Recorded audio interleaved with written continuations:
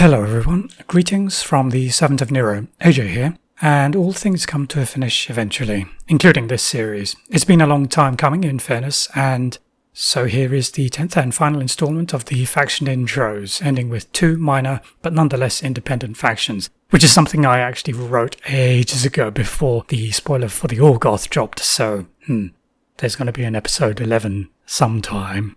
Which will probably be fairly short, but I may revisit this series in general terms later down the track.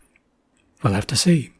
So the Convergence of Cyriss is straightforward enough, being the largely soul vessel-bound worshippers to the goddess Cyriss, at least they think it's a goddess, and their tweaks to typical Warmachine faction technology and warfare. The Infernals, on the other hand, for starters, while the name is pertinent in shorthand, the name as used in-game isn't truly representative of the whole race per se, even though race is a word used rather loosely here, and any obfuscation regarding their label is deliberate on the developer's part, as characters in-world and players are both intended to be very ignorant about them. In full, the faction can perhaps be more accurately referred to as the Infernal Society of the Nonokrion Order, though obviously this doesn't roll off the tongue very well, nor does it market itself particularly well, whether in-world or out. So, Infernals it is, for that is what they are at the end of the day, though the point is laboured a bit in what follows for the sake of at least a little drama. We know precious little about those creatures referred to by humans as Infernals. Worse yet, what little we do know relates only to one among the many so-called societies that these creatures are divided into. Concerning the societies, they constitute a fractious race, with timeless rivalries and grudges as deep as the abyss they reside in. Consequently, we can only speak for that society with which the humans of Imoran have had the ill fortune to be associated with, for better or worse. Indeed, the only other infernal societies that we even know the name of is the Felgoth Society, and based on their interactions with humanity, it is likely that theirs is a much different hierarchy and organisation, even if their motivations and fundamental means are similar. Testimony of the Hermit, though they are the ravings of a mad misanthrope, would suggest that the Felgoth took payment of worship and souls from the Orgoth in exchange for arcane power of a variety that is most at home in the nightmare empire of Crix, who inherited many of those Orgoth traditions and necromancy. To the nature of their contracts, we cannot say except to estimate. Those of the Nonokrion Order, however, more can be confirmed, however loath I am to do so. Nevertheless, quite how old any Infernal Society is, few know for certain, and those that do are either Infernals themselves or among the gods, whether's gods they may be. The Infernals are jealous of gods though, all of them. For souls, their renewal, fate, and the peoples in whom the souls reside in life, these aspects are the realm of the divine, and the realm that the Infernals dwell in, the outer abyss, can support neither mortal life nor the means to nurture it, yet souls offer a respite and its distraction from this. For the souls they catch, though, it is nothing so pleasant, and the struggle that divine entities have had against the Infernal Societies, including the Nonokrion Order, has been as much as eternal. The struggle brought them into contact with the gods of mankind, and a contract was made between the Ascended Twins, led by Thamor, to gift humans with arcane power independent of divine blessings in exchange for a debt of souls to be collected at a later date. Despite the old witch's plans, the Nonokrion Order would collect this debt by any means, and per the letter of their contract. Their arrival could not have been predicted, and the sight of infernal masters, their innumerable horrors, and alien, yet vaguely familiar soldiers, as well as their infernalist allies on Cain, was a terrifying surprise to the people of Imoran, in light of the destructive wars that had as much as torn apart the nations of men. While no pattern is known in the hierarchies or titles of the Infernal Societies, that of the Nonokrion Order is vaguely familiar, if of no comfort in its similarities to organizations on Cain. Seemingly an endless bureaucracy, these Infernals are divided among those who handle the contracts and those who kill, with a small handful to oversee the execution of both. Our knowledge, though, comes tainted, or faintly untainted as the case may be, by imprecise translations from the Infernal language, the work of occultists and Infernalists whose writings we have the mixed blessings to have access to. Thus, the Nonokrion Order is perceived to be akin to an immense merchant's guild, with individuals who care little for the affairs of each other, even if all contribute to the Order's acquiring of its specialist commodity, souls.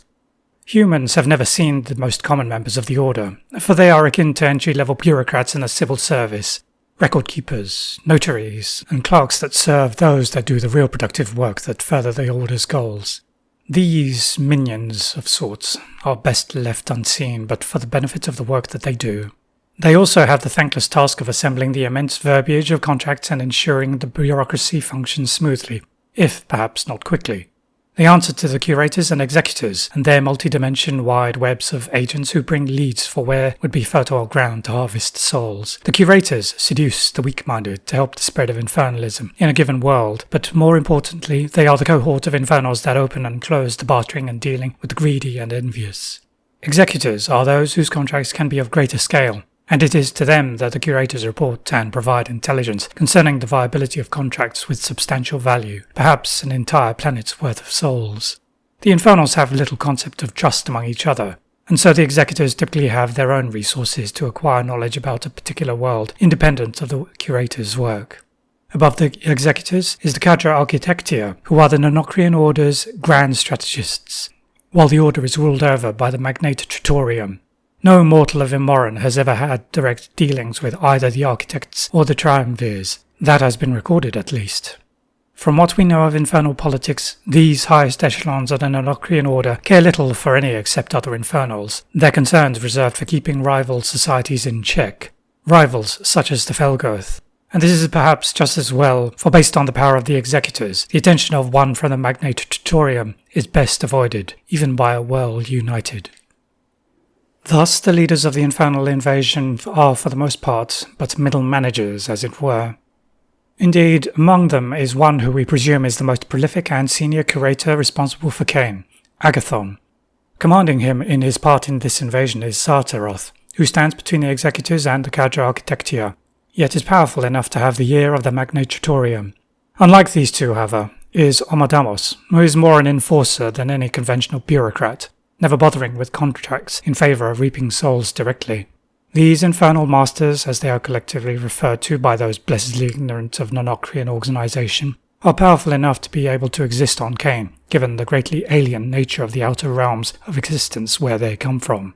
Not only that, but they can summon to their beck and call forces unlike anything any mortal has ever seen before. Worst among these forces are the infernal horrors. Manifestations of the infernal master's will to destroy and consume, the horrors are an eons-old set of templates that have been proven to succeed at their intended role in terrifying and slaughtering. While they may charitably be called living, the life in these horrors is of little value to the masters, and when they die, if their expiration counts for what mortals might consider death, a new one can be summoned to tread on the fallen, fading corpse without care in the world. Divided between greater and minor horrors, the bulk of the destructive work is dealt with by the hulking greater horrors, who can tear through armour with the same consummate ease as the strongest of heavy warjacks while weathering all but the most determined attacks in response. All the while, minor horrors weave among battlefields with a single role, to kill in as horrifying a manner as possible.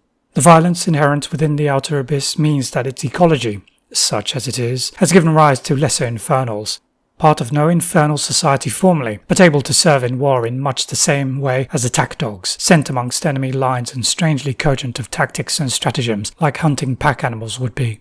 Alongside these aptly named Grievers and Howlers are the Umbrals, thought to be part of a rival Infernal Society defeated by the Nonokrion Order long ago. Able to infiltrate our dimension with greater ease than their peers, the Umbrals also agree contracts.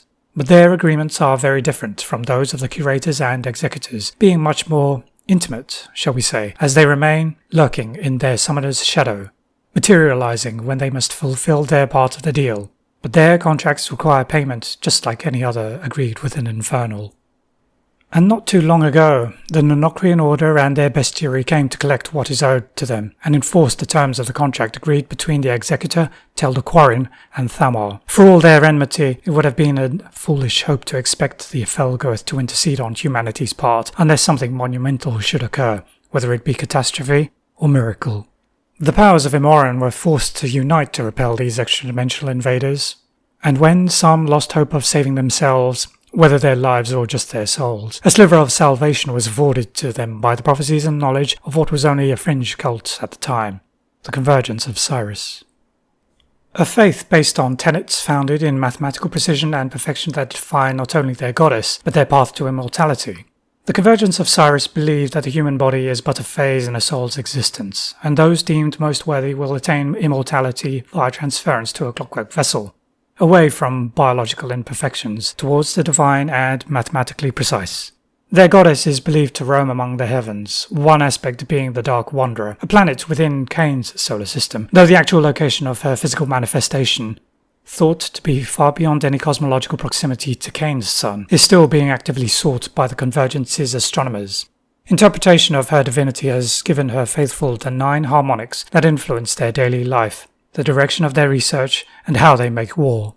All of this contributes to what the Convergence calls the Great Work, ultimately unity with the goddess, and all must play their part in it.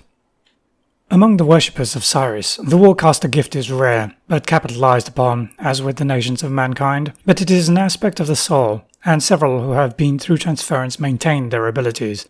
Many of them serve as senior priests or leaders within the Convergence, including the sect's overall leadership, whether ecclesiarchal in Father Lucant, or secular in the Iron Mother Directrix. In a departure from norms in Western Amoran, though, Warcasters take control of their battle groups in a much more direct fashion, and Warcasters' skill at arms are imparted to their warjacks, meaning that they adopt a tactical purpose that best suits the Warcaster. And those with the gift are rigorously trained and indoctrinated in the 9 harmonics so that they fully know their place within the Great Work. The warjacks, or vectors as the Convergence's artificers refer to them, are outwardly familiar, but the cortex that characterizes most steamjacks of Western Amoran finds itself adapted for the mathematically perfectionistic. As such, the behavior conditioned into these adapted cortexes, or rather induction nodes, is much more fixed, with little capacity for developing individual behavior and what other warcasters and jack marshals might view as personality or character. Vectors can therefore only be commanded in battle by warcasters. But in a substantial advancement in conventional cortex technology, the energy infused within the induction node can be relayed to nearby vectors, allowing a Convergence warcaster to exploit the strength of their battle group with unprecedented efficiency. This is exemplified in the corollary, a vector that amplifies the efficiency of not only its fellow battle group constructs, but also the warcaster it attends, likened as a planet orbiting the warcaster's sun, never straying from its fixed course or function. The corollary is also an instance of technology that is unique among mankind, though not Amoran.